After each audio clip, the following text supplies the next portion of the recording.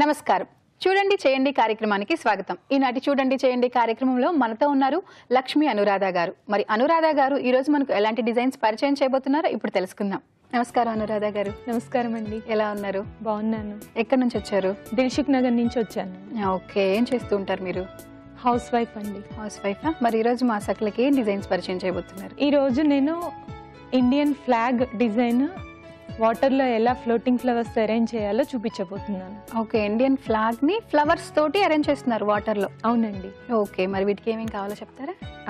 Green colour ఆకులు, వంకాయ ఆకులు, బంతిపూలు, శంకుపూలు, సరస్వతి ఆకు, తెల్లవి శ్రీలంక మల్లె, orange colour flowers, lily leaves, colourful leaves, scissor, water bowl, water.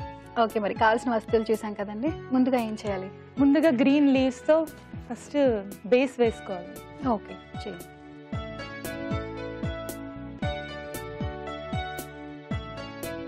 Normal అలా పెట్టేసేయటమేనా? నార్మల్ అలా పెట్టేయటం.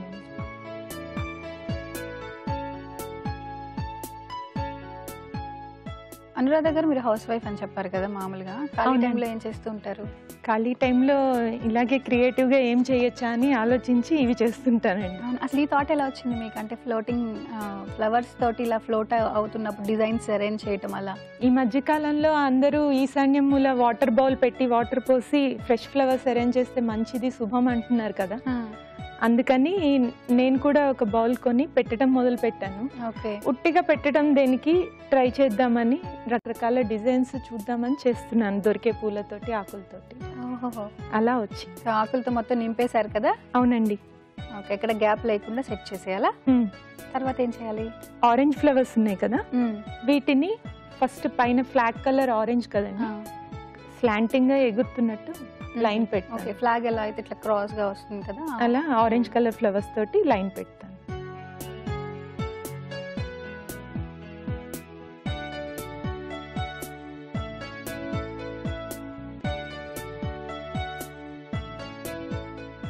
ఓకే, ఆరెంజ్ కలర్ ఫ్లవర్స్ పెట్టేశారు కదా, నెక్స్ట్ ఏం చేయాలి? White flowers.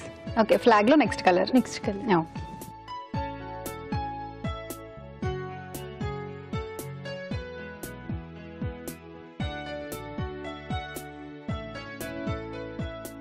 ఓకే, వైట్ కూడా పెట్టేశారు కదా, నెక్స్ట్ ఏం చేస్తున్నారు? నెక్స్ట్ గ్రీన్స్ లీవ్స్ ఉన్నాయి, నెక్స్ట్ కలర్ గ్రీన్ కదండి, అది పెడతాను. ఓకే, ఆల్రెడీ బేస్ కూడా గ్రీనే కదా, గ్రీన్ లో గ్రీన్ కలిసిపోతుంది కదా. ఈ గ్రీన్ కొంచెం తీసేసి ఈ ఎల్లో లీఫ్ పెడతాను. Okay okay.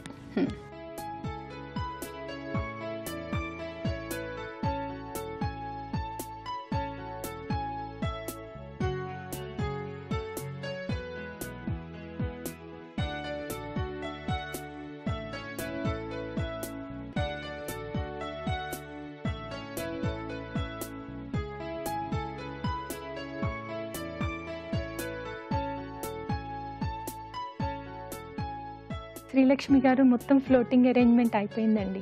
ఓకే, చాలా బాగుందండి. నిజంగా ఫ్లాగ్ అక్కడ ఫ్లోట్ అవుతున్నట్లుగా అనిపిస్తుంది. అలాగే మీ థాట్ ఏంటంటే సన్ రైజ్, అలాగే చుట్టూ కిరణాలు, అదంతా కూడా నిజంగా చాలా బాగుంది. కొంచెం మనం ఓపిక చేసుకొని ఇంట్లో ఇలా డెకరేట్ చేసుకుంటే, మనకు అవైలబుల్గా ఉన్న ఫ్లవర్స్ తోటి డెకరేట్ చేసుకుంటే, ఇలా టీపై మీద పెట్టుకుంటే ఇంటికి వచ్చిన చుట్టాలందరూ కూడా దీన్నే చూస్తూ ఉంటారేమో కదా. అవునండి. వాటర్లో ఫ్లవర్స్ ఫ్లోట్ అవుతూ ఉంటాయి కదా, ఆ ఫ్లవర్స్ని ఎంత చక్కగా డిజైన్ చేసుకోవచ్చు అని దాని గురించి చాలా చక్కగా వివరించారండి. ధన్యవాదాలు. ధన్యవాదాలండి.